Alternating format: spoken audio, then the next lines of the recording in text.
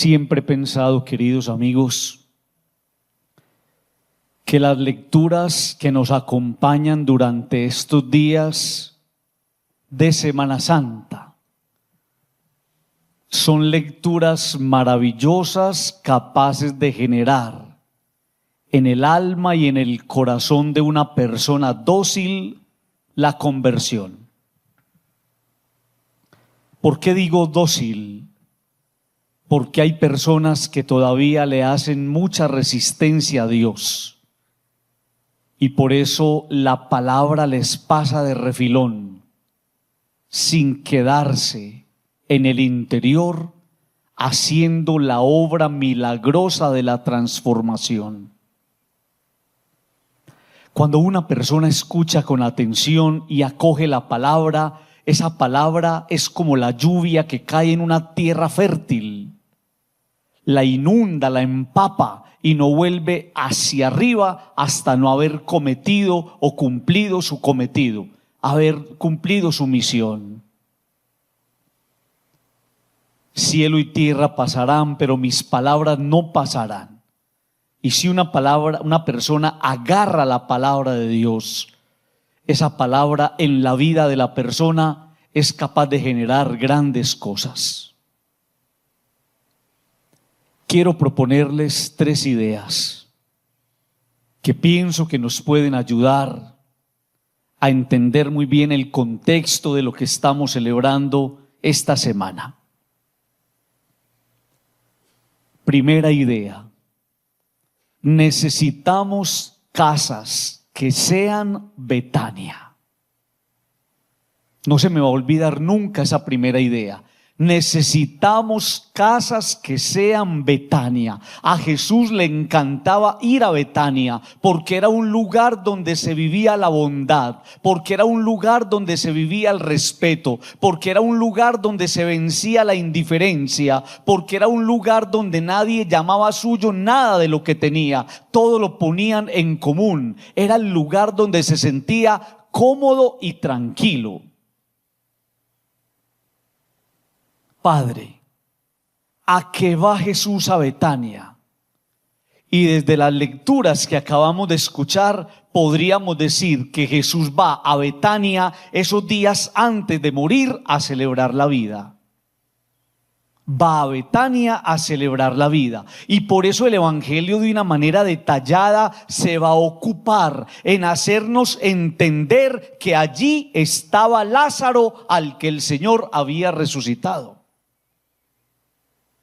Dice el texto, donde vivía Lázaro, a quien había resucitado de entre los muertos. Y más adelante dice, y fueron no solo por Jesús, sino también para ver a Lázaro, al que había resucitado de entre los muertos. Entonces el autor nos quiere dejar en claro que esa casa es el lugar donde abunda la vida. Y por eso Jesús allí va a pasar sus últimos días celebrando la vida. Betania es el lugar de la vida, no de la muerte. Y alguna persona me podría decir, Padre, ¿qué tengo que hacer yo para que mi casa sea el lugar de la vida y de la bendición? Es que en Betania el Señor hubiera hecho uno de los milagros más grandes. El milagro más grande es volver a alguien de la muerte a la vida, algo que humanamente es imposible. Y en esa casa el Señor hizo el milagro más grande. ¿Por qué? Porque en esa casa amaban y respetaban la vida. Alguien me dice, Padre, ¿qué tengo que hacer para que mi casa sea eso, lugar de vida y de bendición? Y entonces les propongo 3 cositas dentro de esa primera idea. Primera cosita, tienes que amar la vida como un don de Dios. Dios, por pura gratuidad, por pura generosidad te llamó a vivir. Pudo haber sido otra persona y no usted. Y usted está aquí. Por eso, queridos amigos, es tan preocupante las personas que ponen un velo a la bendición cuando están renegando constantemente de la vida. Mire la pregunta: Padre, ¿qué tengo que hacer para que en mi casa haya vida y bendición? No le ponga un velo a la vida renegando de la vida. Hay personas que todo el tiempo están pensando en morirse. Incluso hay personas que han maquinado y calculado cómo matarse. ¿Cómo matarse? ¿Será que me le tiro al metro? No, eso es muy doloroso. ¿Será que me tiro del puente? No, de pronto caigo en una piedra y me quiebro y es peor. ¿Será que me tomo esto? No, es que hay personas que maquinan de esa manera. Y entonces, queridos amigos, ¿cómo va a llegar a una casa la bendición cuando la persona vive renegando del regalo más grande de Dios, que es la vida? Primera idea: amar la vida como un don de Dios. Segundo, si quiero que a mi casa llegue la bendición, yo tengo que estar a favor de la vida en todas sus formas y expresiones. Uno no podría entender cómo en una casa hay una persona a favor del aborto. Uno no podría entender eso, amigos. Cómo en mi casa hay alguien a favor del aborto. Cómo en mi casa hay alguien a favor de la eutanasia. Cómo en mi casa hay alguien a favor de la muerte o ese suicidio asistido. Ese homicidio asistido, esa muerte asistida. No. ¿Cómo quiero yo que mi casa se llene de luz, de paz, de bendición, de gracias del cielo, cuando en mi casa vivimos pensando en la muerte, cuando patrocinamos la muerte, cuando yo por allá en el silencio, porque nadie lo sabe, soy cómplice de un aborto? Si a mi vida y a la vida de mi familia quiero que llegue la bendición, yo tengo que ser un defensor de la vida. Y tercero, tenemos que descubrir la vida, o en la vida un propósito. Porque una vida sin un propósito es muy triste. Y todos en la vida tenemos un propósito. Todos en la vida tenemos una tarea. Todos en la vida tenemos una misión. Primera idea: necesitamos casas que sean Betania, donde se cuide la vida, se valore la vida, se defienda la vida, estemos siempre a favor de ese regalo maravilloso que nos dio el Señor. Segunda idea: hay un detalle poco perceptible en el evangelio que escuchamos. Jesús llega a Betania, pero el evangelio no nos dice que si hubiera ido con los discípulos. Jesús generalmente andaba con ellos y casi siempre andaba con tres: Pedro, Santiago y Juan. Pero el evangelio de hoy no me dice eso, y más adelante me va a decir que allá aparece dizque Judas. ¿Cómo así que Judas? ¿Judas qué tiene que estar haciendo allá? ¿Por qué Judas está allí, en la casa de Betania? Y el evangelio no menciona a otro discípulo. ¿Saben por qué? Para que cada uno de nosotros sea capaz de entender que en toda casa puede estar oculto un Judas. Voy a repetir esa idea. El evangelio no me dice que por allá estaba Pedro, que por allá estaba Santiago, que por allá estaba Tomás. Me dice que Judas apareció poniendo problema porque esta mujer le entrega un perfume muy costoso. A ver, Judas, ¿usted qué está haciendo ahí? Y el evangelio me pone a pensar que en toda casa puede estar escondido y salir de la nada un Judas. ¿Y qué hace Judas en una casa?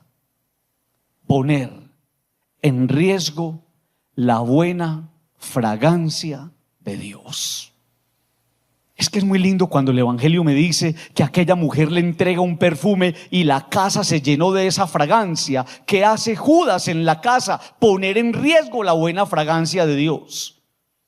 Hay personas que en nuestras casas se oponen a lo espiritual. Hay personas que en nuestras casas se oponen a que recemos. Hay personas que en nuestras casas se oponen a manifestaciones y expresiones religiosas. Hay personas que en la casa no quieren nada que tenga que ver con Dios.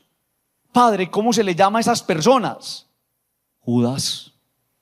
¿Y cómo reconocer a Judas en mi casa? De 3 formas. La primera, Judas le da poco valor a las personas. A Judas solamente le importa el billete que pueda guardar en su talega.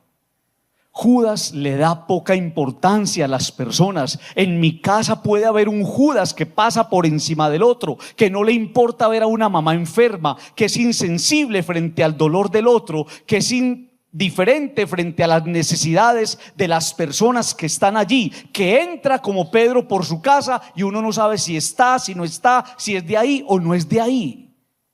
¿Quién es ese? Ese es Judas. El que no valora a las personas, el que no cuida la vida del otro, el que no descubre en el otro un tesoro, ese es Judas. Segundo, Judas es el que en la casa rompe la armonía y la paz. Hay personas que nada les sirve. Hay personas que todo el tiempo están generando incomodidad. Hay personas que todo el tiempo están reclamando, renegando, alegando. A Judas no le sirve nada. La fragancia de aquella casa se vio oscurecida y se vio quebrantada por Judas cuando empieza a reclamar lo que no tiene que reclamar. Y tercero, uno reconoce a Judas porque sus palabras están cargadas de odio. Las palabras de Judas están cargadas de odio. Las palabras de Judas no son palabras amorosas, son palabras de reclamos, de reniegos, untadas de un interés por lo material. Ya estaba contaminado. Tercera y última idea. Hay una mujer allí que está muy agradecida con Dios. Y el Evangelio nos dice que esa mujer se llama María. Padre, ¿y por qué esa mujer está agradecida con Dios? Porque el Señor a esa mujer, que seguramente tenía muchos vacíos en el alma, el Señor la alimentó, la robusteció, le llenó el interior, le alimentó la esperanza, le dijo vale la pena seguir esperando. Por eso cuando Jesús llegaba a Betania, María se le tiraba a los pies.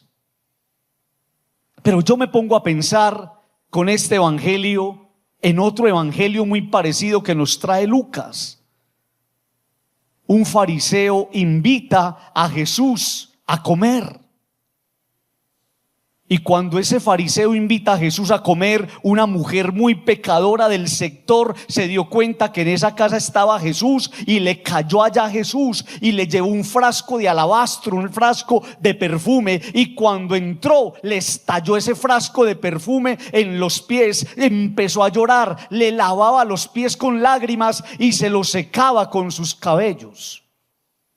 Y el fariseo inmediatamente, como lo hace Judas, empezó a brincar porque esa mujer se había gastado en los pies de Jesús un perfume costoso. ¿Saben ustedes, queridos amigos, por qué María está a los pies de Jesús? Porque María está agradecida con él. Aquella mujer del Evangelio de Lucas, la pecadora, a los pies de Jesús llora sus pecados y también llora el que un hombre la mire con amor y misericordia. Pero yo estoy seguro también que María, la de Betania, también llora. ¿Y por qué llora? Porque tiene un corazón en deuda con un hombre que la ha amado como ninguno, y ese hombre se llama Jesús. Uno debe llorar los pecados, uno debe llorar los pecados, uno de rodillas debe llorar sus errores, sus equivocaciones, pero también debe llorar las bendiciones y las gracias de Dios. Y uno encuentra personas que dicen: Padre, yo no estoy llorando de dolor, yo no estoy llorando de tristeza, yo estoy llorando de alegría. Y esas lágrimas las tenemos que cultivar en el corazón. Son las lágrimas de María, la de Betania, que a los pies de Jesús, entregándole el mejor perfume, llora, y sus lágrimas tienen un nombre. Se llaman gracias, Señor. De hoy en adelante le voy a pedir un favor: que tus lágrimas no sean solamente de dolor, de tristeza. Que tus lágrimas sean también de gratitud a Dios por la vida que le ha regalado y por tanta bondad. Hoy les vamos a entregar un regalito. Y este regalito es muy especial. Les vamos a entregar una bolsita, pero van a estar muy atentos. Yo les digo en qué momento. En esta bolsita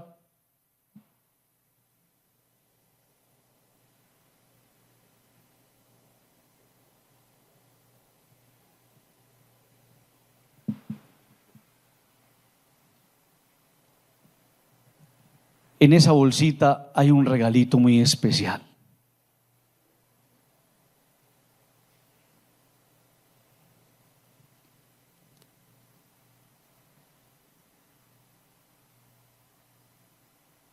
En esa bolsita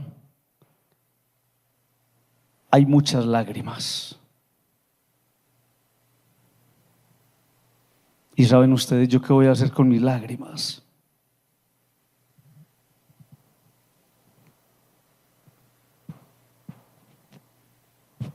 Me las voy a tomar.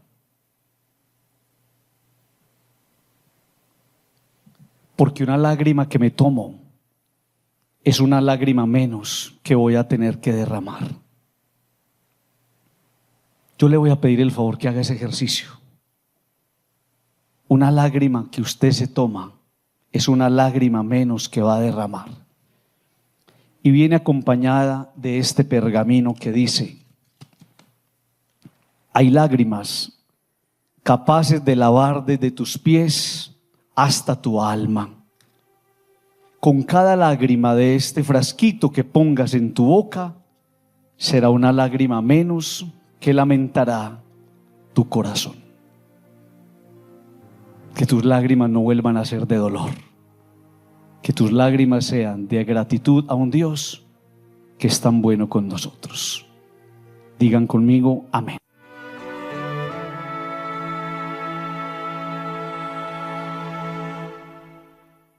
A mí me ha llamado mucho la atención eso que le decía el profeta Isaías. En estos días lo escuchábamos a un rey, Ahaz,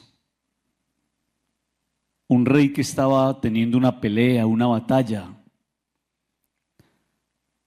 Y el profeta Isaías le dice a este rey: pida una señal. Pídale a Dios una señal. Y decía yo anoche que uno a Dios le pide señales, no para ponerlo a prueba, sino para pedirle indicadores, que nos vaya mostrando cosas, que nos vaya dando indicaciones de cómo resolver una situación, de cómo encontrar una salida a un problema, de cómo gestionar algo que estamos viviendo.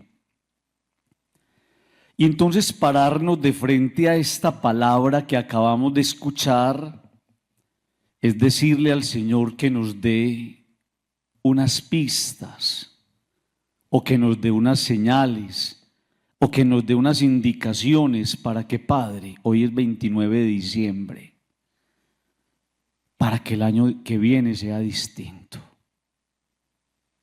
Es que el año que viene tiene que ser diferente. Es que la experiencia del año venidero tiene que ser una experiencia que nos vaya planificando, porque no es justo que a veces, revisando la vida, nosotros caigamos en la cuenta que en vez de ganar estamos perdiendo. Y eso es muy desalentador. Una vida que va acumulando pérdidas, cuando somos invitados a ir experimentando ganancias. Y no me refiero a ganancias económicas, me refiero a esas ganancias que en la vida le van mostrando a usted que está haciendo un buen trabajo. Por eso yo les propongo que desde la lectura de hoy le digamos al Señor: Señor, denos unas señales para que este año que viene sea un año distinto. Y yo descubro 3 señales o 3 invitaciones de Dios a través de la palabra. La primera, uno tiene que aprender a caminar bien. Somos personas con tendencia al pecado, al error, a la equivocación. Estamos hechos de fragilidad, llenos de tentaciones y de pruebas.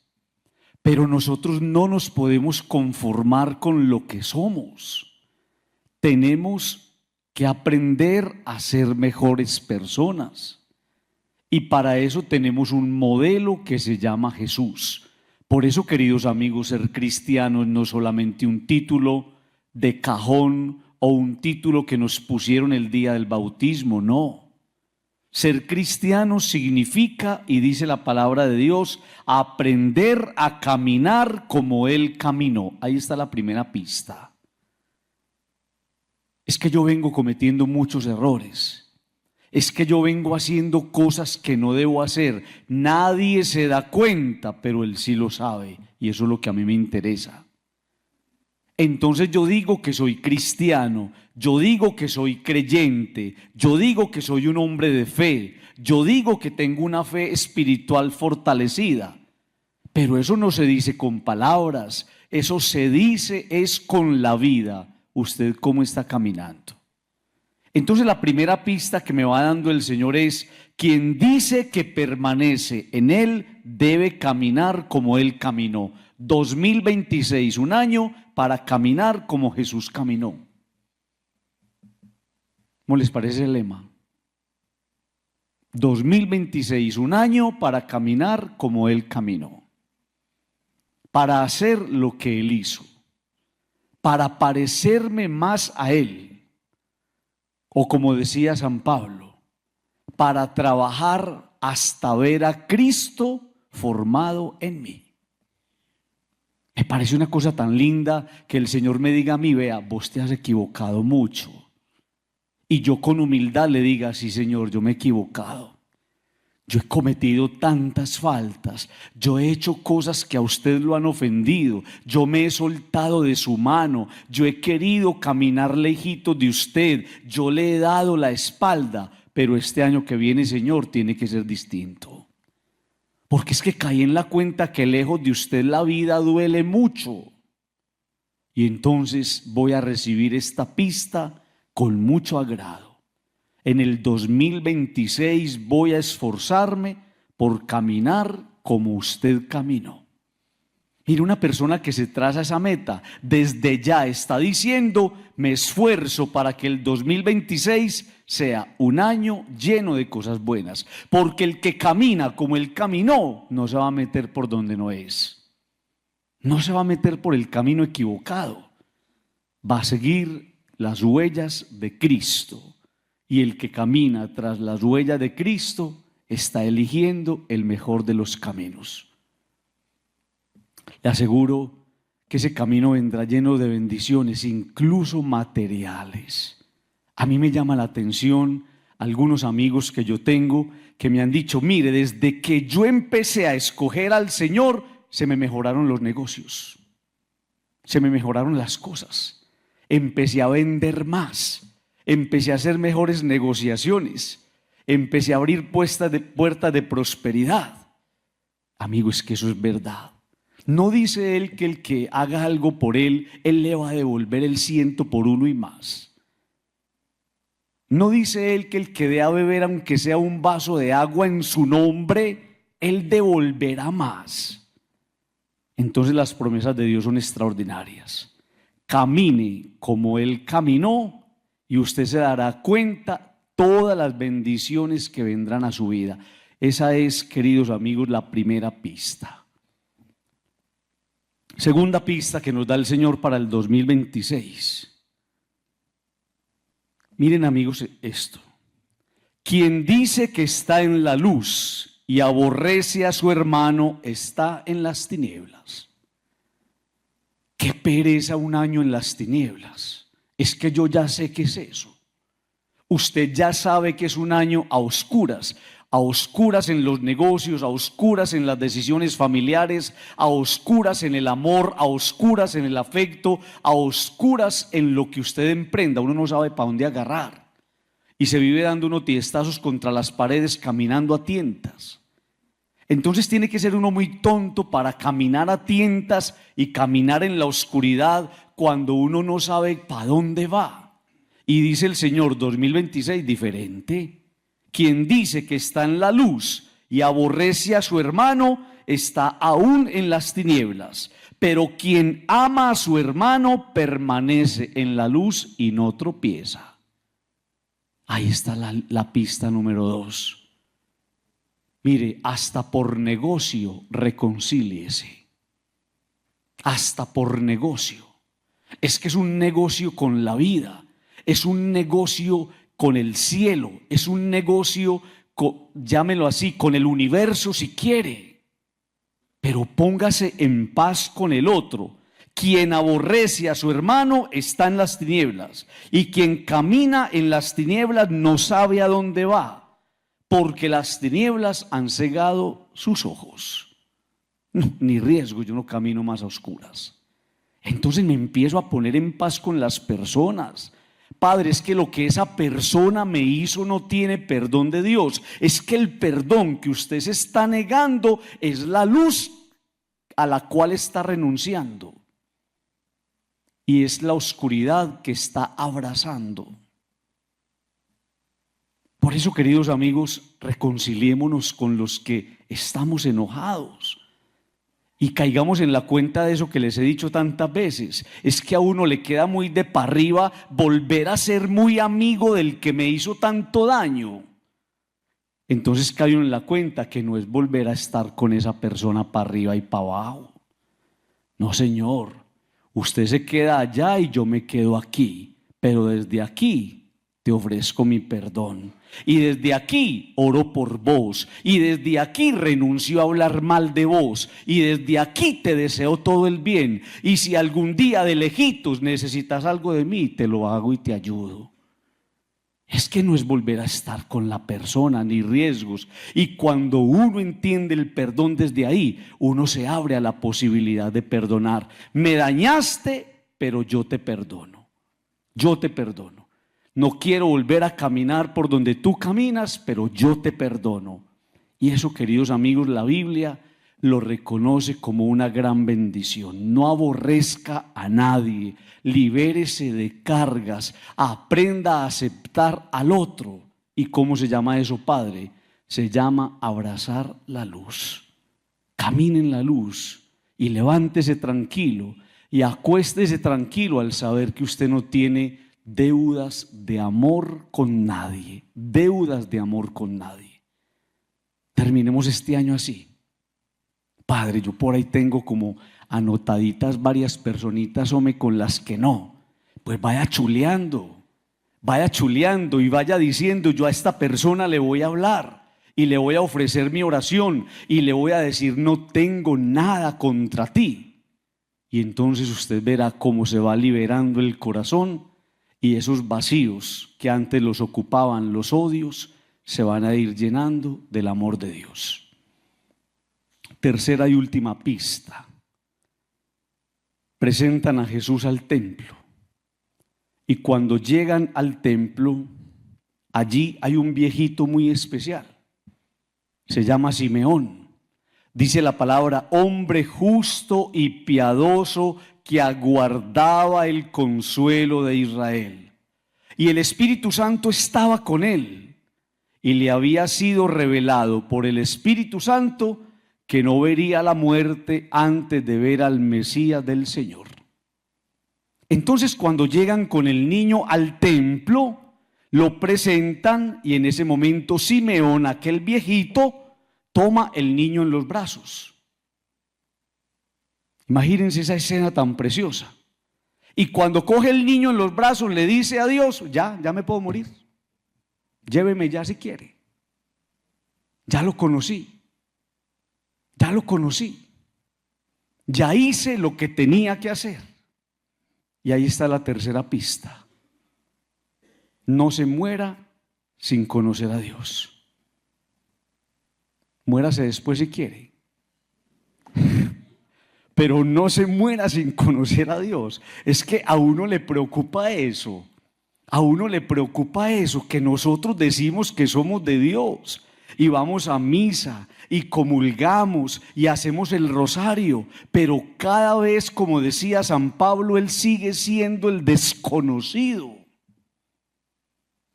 Amigos, tan bonito que el 2026 sea un año donde yo diga voy a conocer más de Dios. A mí me ha llamado la atención cómo tantas personas han ido, por ejemplo, despertando el interés por estudiar teología. Hoy todo el mundo estudia ingenierías porque es lo que da plata.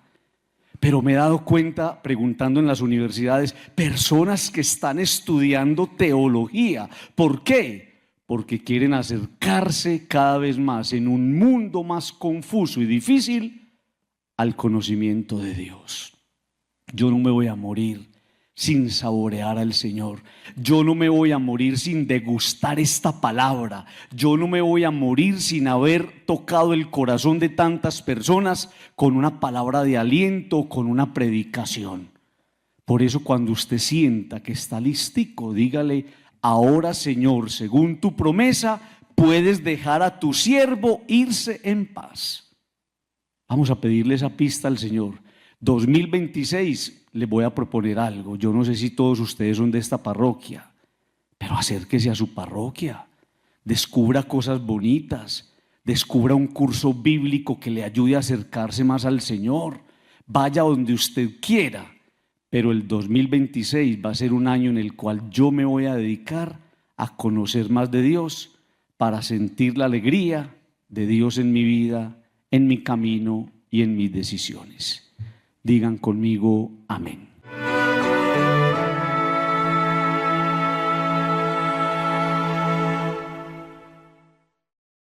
Es tan bonito cuando uno va entendiendo eso.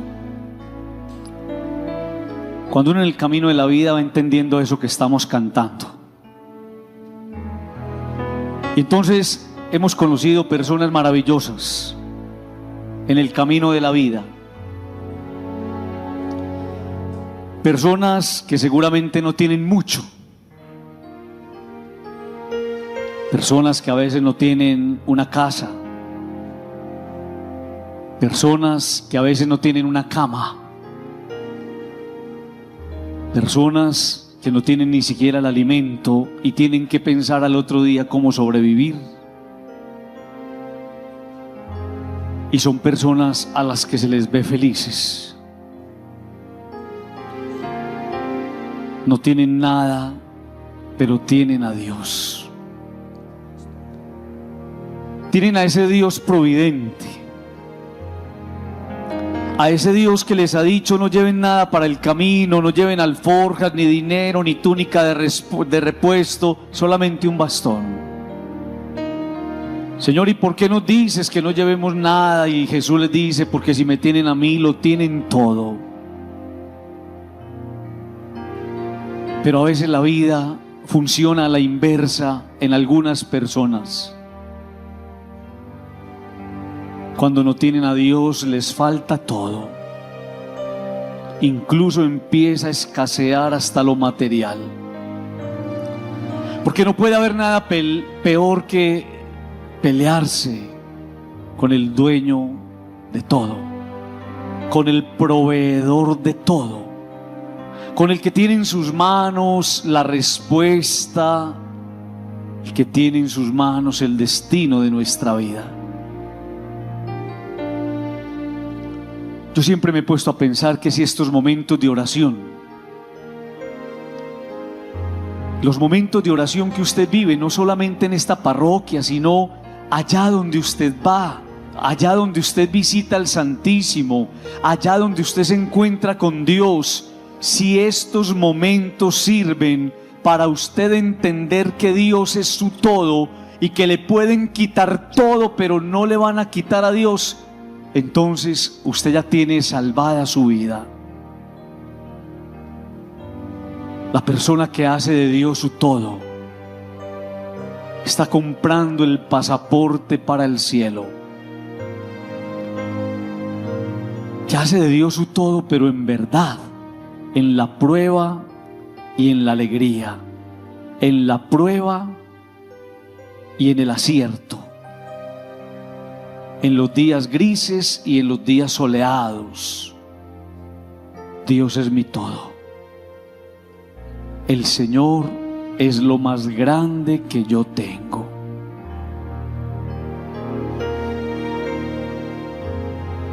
Me puede faltar todo en la vida, cantamos a veces, pero nunca quiero que me falte el deseo de amarte hasta el final.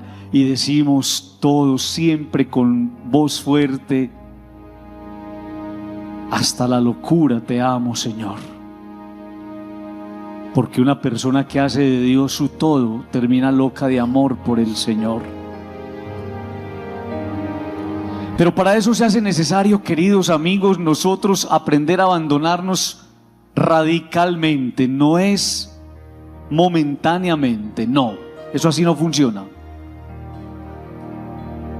Aprender a abandonarnos radicalmente en Dios significa decirle al Señor: Señor, hoy me decido por ti. Me decido por ti por encima de todo. Y es cuando el evangelio empieza a tener cumplimiento. El que quiera venirse conmigo, que deje a su papá, a su mamá, a sus hijos, a su novio, a su novia, que lo deje todo y se venga conmigo. Y hay personas que han entendido eso tan bonito, que Dios está por encima de esas realidades, que siendo realidades tan lindas, tan importantes y tan amadas, hay alguien más lindo, más importante y más amado, y es Dios. Padre, a mí me cuesta tanto entender eso, y yo me debato, Padre, como en una lucha de contrarios, a veces con Dios y a veces con el mundo, a veces muy espiritual y a veces muy mundano, a veces muy lleno y a veces muy vacío. Y yo le pido que no se angustie, porque la experiencia de estar junto a Él es una experiencia de procesos. Y empieza uno gateando y termina caminando. No importa si estás gateando, lo importante es que gatees hacia Él. Y Él te dará la mano para que des tus primeros pasos. ¿Cómo entender eso, Padre, cuando a veces yo tengo esa lucha espiritual en mi interior? Y entonces la única manera de entenderlo es cuando eres capaz de abrir tu vida al don del Espíritu Santo. Cuando te sabes la persona más necesitada de Dios. Y cuando eres capaz de entender que necesitas una fuerza que te supere. Y es la fuerza del Santo Espíritu. Ahí donde estás, no solamente para ti, sino para los tuyos. Ahí donde estás, dices conmigo: ven Espíritu Santo. Ven Espíritu Santo de Dios. Ven Espíritu Santo a este lugar. Ven Espíritu Santo y toma posesión de nosotros. Ven Espíritu Santo y ábrenos el entendimiento. Ven Espíritu Santo y haznos poseedor del don de la sabiduría. Ven Espíritu Santo y señálanos el camino. Ven Espíritu Santo y haz que nunca nos apartemos de Dios. Ven Espíritu Santo y haznos sentir hambre, ganas, deseos, anhelos del Señor. Ven Espíritu Santo y muéstranos el camino de la conversión, porque queremos cambiar, ser mejores cada día. Ven Espíritu Santo y regálanos el don de la docilidad. Ven Espíritu Santo y desarma nuestros corazones para volvernos más dóciles, más sensibles frente a las cosas del Señor. Ven Espíritu Santo y danos el don de la misericordia para aprender a mirar con amor a quienes a veces miramos en desamor. Ven Espíritu Santo y ayúdanos a vencer la tentación de creernos buenos. Ven Espíritu Santo y siembra en nosotros el amor a la verdad, que venzamos la tentación de la mentira. Ven Espíritu Santo y haznos caminar siempre en tu presencia, que no nos salgamos de tu camino. Ven Espíritu Santo y regálanos el don del silencio para aprender a esperar en ti. Ven Espíritu Santo, condúcenos por el camino del bien. Ayúdanos a vencer las tentaciones de la lujuria, del mundo, del licor, de los vicios. de la avaricia. Ven, Espíritu Santo, regálanos un corazón fuerte que busque siempre a Dios y que palpite en su nombre. Ven, ven, Espíritu Santo, ven a este lugar que te necesitamos. Ven, cambia nuestras miserias, transforma nuestro interior, construye en nosotros un hombre nuevo. Ven, ven a cambiar nuestra vida, porque estamos necesitados de una gran renovación. Ven, ven y haznos como tú.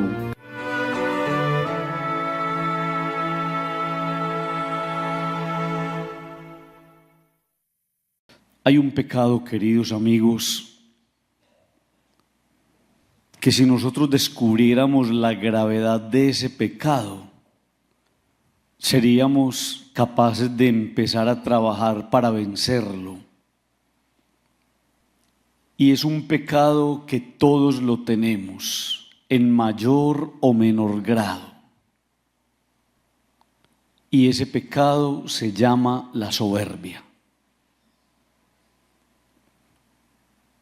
El pecado de la soberbia tiene una implicación muy grande porque termina frenando los milagros. Porque un milagro no se le concede a una persona que no crea. Y un milagro no se le concede a una persona que rete a Dios. Y eso es lo que hace la soberbia en nuestra vida. Primero nos lleva a creer solamente en nosotros, despreciando a Dios.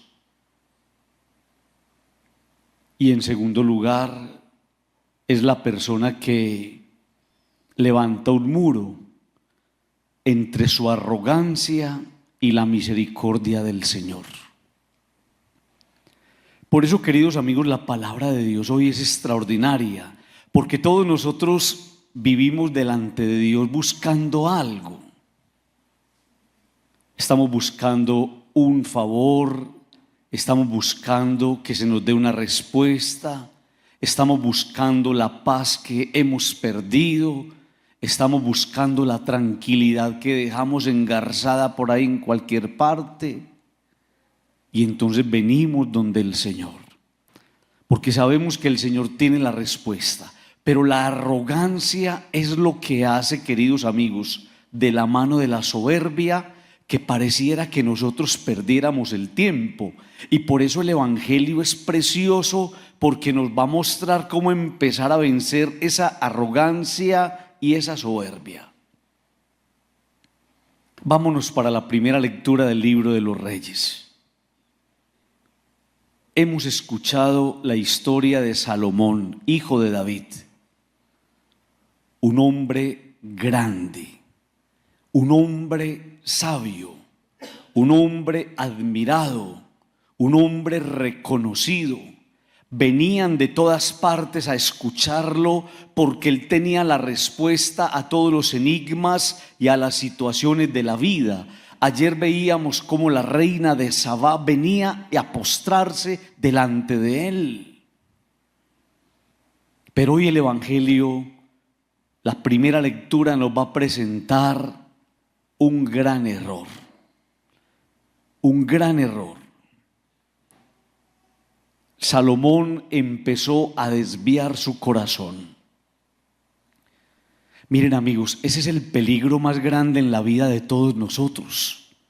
Que llegue un momento en el que empecemos a desviar el corazón. El Señor nos dotó de cualidades grandes, el Señor nos regaló grandes virtudes, crecimos en familias donde nos inculcaron valores en el corazón, donde nos enseñaron el valor del trabajo y de la honestidad, donde nos dijeron que había que caminar por el camino recto. Pero cuando una persona se suelta de Dios, empieza a venderle el alma al diablo. Y eso fue lo que le pasó a este hombre tan grande. ¿Cómo explicar que un hombre tan sabio empiece a practicar la idolatría? Iba en pos de Astarte, diosa de los sidonios, y de Milcón, abominación de los amonitas. el que tenía toda la sabiduría y entendió en su mente y en su corazón que solamente hay que amar a Dios sobre todas las cosas, terminó amando a otros dioses, empezó a empeñar su corazón y empezó a hacerse esclavo de las cosas materiales. Miren, amigos, San Pablo va a decir una frase que nos tiene que alertar a todos nosotros: el que se crea muy firme, cuidado, no vaya a tropezar. Porque es que nos podemos encontrar con personas muy virtuosas, nos podemos encontrar con personas muy inteligentes, nos podemos encontrar con personas muy honorables, nos podemos encontrar con personas que han sido dotadas de cualidades maravillosas en el trato, en la amabilidad. Y también esas personas se pueden equivocar. Escúcheme lo que le estoy diciendo. Y eso es lo que pasa cuando nosotros idolatramos personas. Y eso es lo que pasa cuando nosotros levantamos pedestales y en ellos colocamos ciertas personas que terminan de allá cayéndose. Con ellas se cae nuestra fe, con ellas se cae nuestra confianza y con ellas se cae nuestra esperanza. Es que el único que tiene que estar puesto en un pedestal es Dios. Y por eso ustedes tienen grandes decepciones en el corazón, en los afectos, en la familia, en los amigos y en la fe. Porque algún día edificaron un pedestal y allá treparon a alguien y de allá se cayó y se cayó usted también. Y fue lo que pasó con Salomón. Desvió su corazón de Dios. Amigos, uno tiene que cuidar la relación con Dios. Uno no tiene que estar por ahí abriendo puertecitas que no se abren. Uno no tiene que estar por ahí buscando lo que no se le perdió. En vez de buscar afuera, busque adentro. ¿Adentro de quién? Adentro de Dios. Dedíquese a esculcar el corazón de Dios. Dedíquese a beber de esa fuente inagotable que es el Señor. Dedíquese a escudriñar su bondad y su misericordia. Pero no se ponga a buscar en otra parte. Porque si este hombre tan sabio, tan grande, se le torció a Dios, ¿cómo no nos podemos torcer nosotros, que somos tan frágiles, que somos tan humanos y que a veces estamos tan llenos de tantas miserias? Miren, amigos, una razón por la cual nosotros tenemos que cuidar nuestras acciones. Cuando el Señor vio que Salomón se había ido por otro lado, que había desviado su corazón, le dijo: por haber actuado así y no guardar mi alianza y las leyes que te ordené, voy a arrancar el reino de tus manos y lo daré a un siervo tuyo. Amigos, hay personas que van por la vida perdiendo las oportunidades de Dios. Hay personas que van por la vida negociando las bendiciones del Señor. Si usted recibió una bendición de Dios, no la exponga. Una señora que me decía: padre, estoy feliz porque Dios me dio la casita que tanto le pedí. Al mes la tenía hipotecada y a los 15 días la había perdido. Es que uno no juega con las bendiciones de Dios. Uno no juega con las bendiciones de Dios. Lo que les decía ayer en el tema de la salud, esta muchacha tan linda que se me acerca llorando y me dice que estaba pidiéndole a Dios y rogándole a los hospitales que le quitaran esas prótesis que se había puesto. Y me decía: padre, yo negocié mi forma natural como Dios me creó. Yo negocié lo que yo era, padre, y ahora estoy pagando. Amigos, las bendiciones de Dios no se juegan. Los hijos que son bendición de Dios no se juegan. Las bendiciones de Dios en su empresa y en su trabajo no se juegan. Las bendiciones de Dios en personas tan lindas que tenemos al lado no se juegan. Y por eso este hombre jugó la bendición y por eso el Señor se la quitó, por no haber sido fiel a esta alianza. Entonces te voy a retirar de las manos la bendición. Pero mire lo que advierte el Señor: pero no lo haré en vida tuya. Y es aquí donde viene lo que les quiero decir. En atención a David tu padre, sino que lo arrancaré de manos de tu hijo. Es decir, no lo voy a hacer mientras tú estés, lo voy a hacer en tu hijo.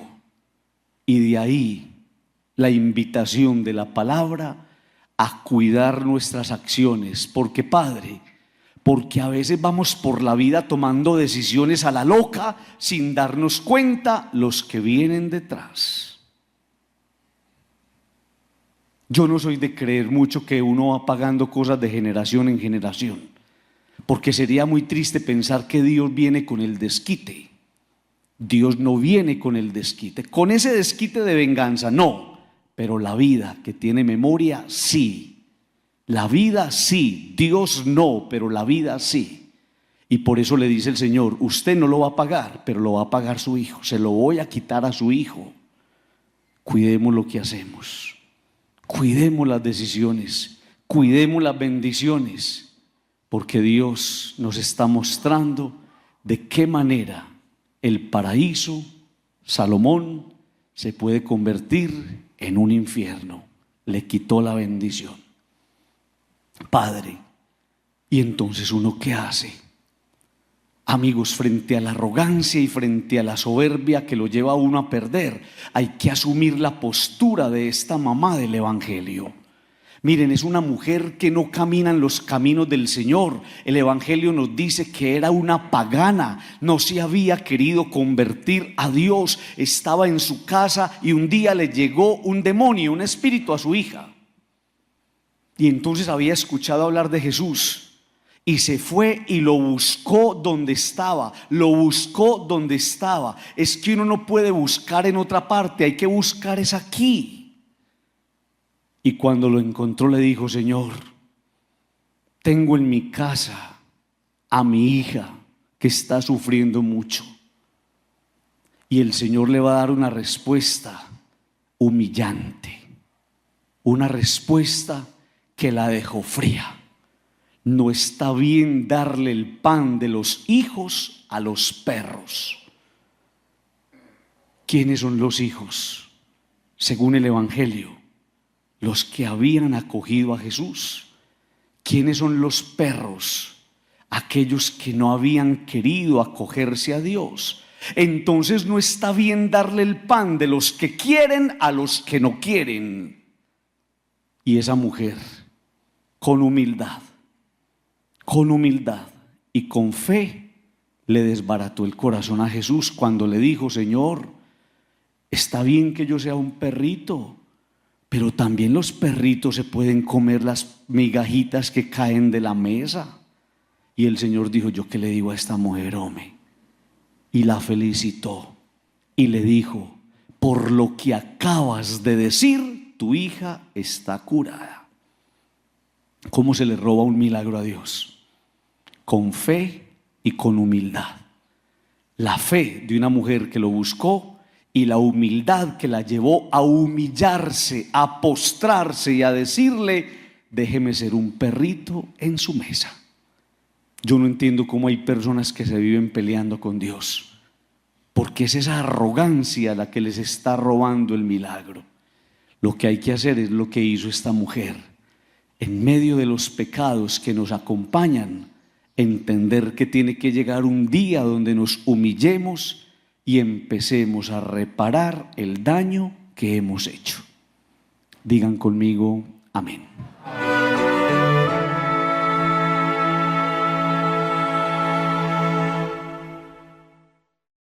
Estamos celebrando en la iglesia la fiesta de uno de los apóstoles llamado Bernabé.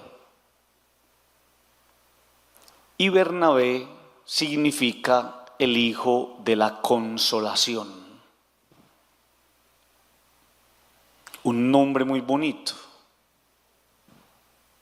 Cuando en medio de las tristezas y de las angustias, de los vacíos y de la soledad, lo que a veces uno necesita es alguien que lo consuele. Y me llama la atención que la primera lectura nos diga que fue en Antioquía donde por primera vez a los discípulos los llamaron cristianos. Y usted me podría preguntar, Padre, ¿cuál fue la razón por la que a estos hombres los identificaron con Cristo? ¿Cuál fue la razón por la que a estos hombres la gente cuando los veía pasar decía, ahí va un cristiano? Y la razón por la cual fueron llamados cristianos es porque ellos supieron mostrar con su vida a Cristo.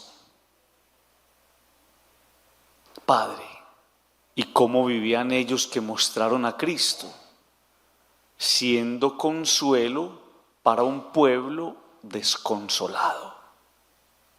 Uno sabe cuando una persona tiene a Dios, y es cuando la persona es capaz de acercarse en libertad a la vida de una persona y sin ningún interés para levantarla en medio de su dolor y de su angustia. Por eso el Evangelio es maravilloso. Cuando el Señor nos empieza a dar unas indicaciones, está enviando a los discípulos y les dice, vayan y proclamen que el reino de los cielos está cerca. Y las indicaciones que empieza a darle a los discípulos es, curen enfermos. Díganme ustedes, queridos amigos, si no es consolar a una persona estar con ella en su enfermedad. A mí me tocaba ver cuando acompañaba a mi mamá a sus quimioterapias, ancianitos solos en una silla, abandonados, y les preguntaba, ¿y ustedes qué hacen ahí? No, es que no tenemos dónde quedarnos. ¿Y por qué están solos? Porque no tenemos nadie que nos acompañe. Y ustedes saben más que nadie que es una quimioterapia, que coge a una persona, la desbarata y la vuelve nada. Y entonces no es consolación estar con esas personas en ese momento. No es consolación coger a una persona y dedicársele uno hasta el punto de aliviarles con el buen trato sus penas. Yo estoy convencido que la mayoría de enfermedades que todos nosotros sufrimos son enfermedades emocionales o resultado del mal manejo de las emociones.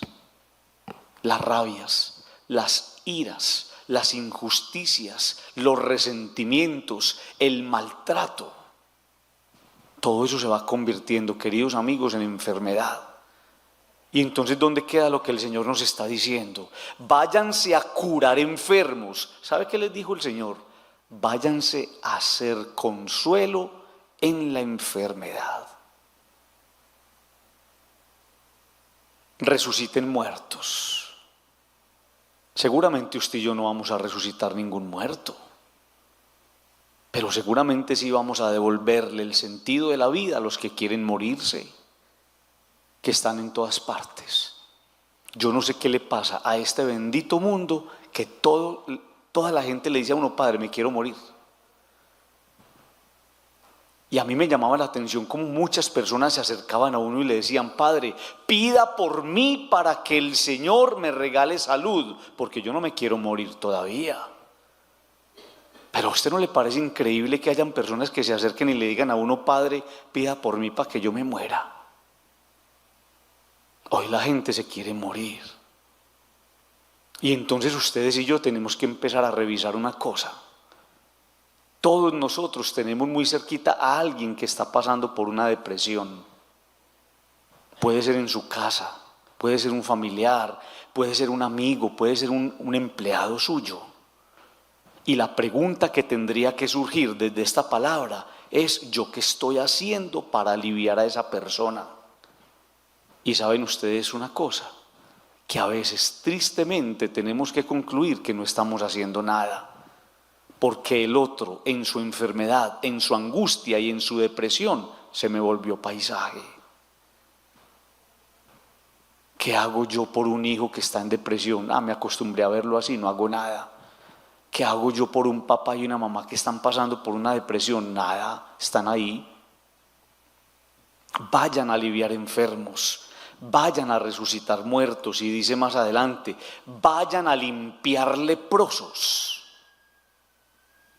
Ninguno de ustedes y yo me imagino limpiándole la lepra a alguien. Pero hay unas cosas que tenemos que limpiar en la mente y en el corazón de los demás.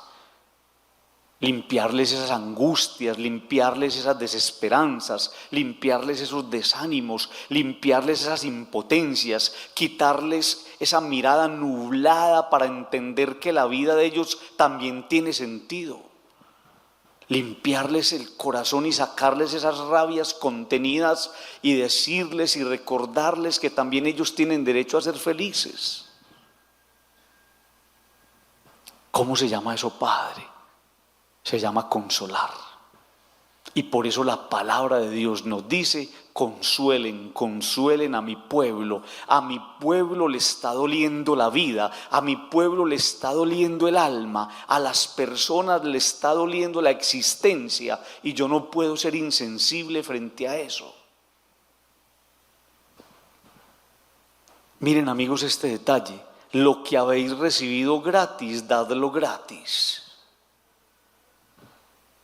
Uno se encuentra de una cantidad de personas sufriendo porque están en deudas o problemas que tienen que saldar con dinero. ¿Y cómo es posible que yo frente a un pariente, no voy a hablar de los extraños ni voy a hablar de los ajenos, voy a hablar de los de mi casa? Oíste, tengo que pagar esto y estoy que me enloquezco, yo me voy a morir. Vos me prestás esa platica, yo te la presto, pero al tanto.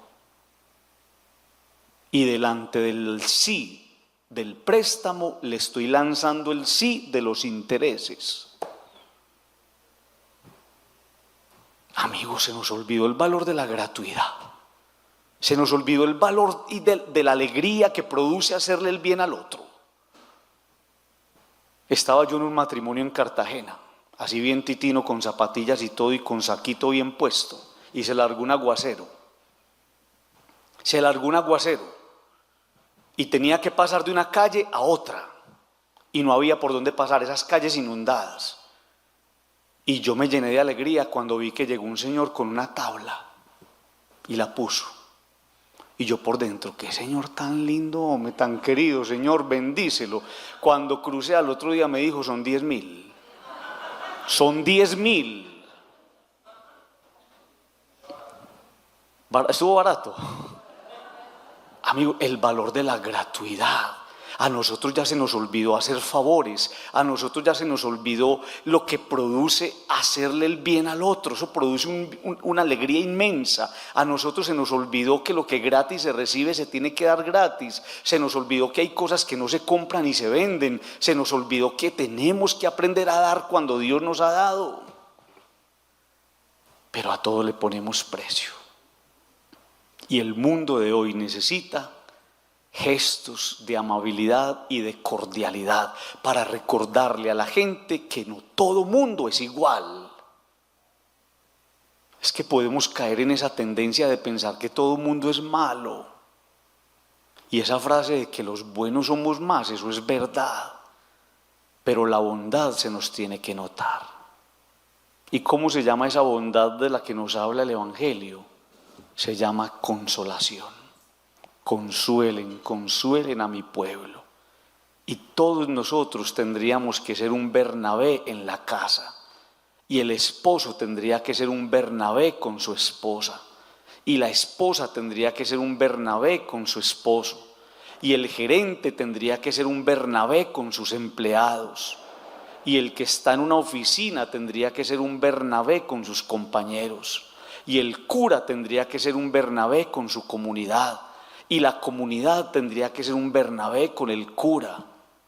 Si todos fuéramos Bernabé, hijos de la consolación, este mundo sería una belleza.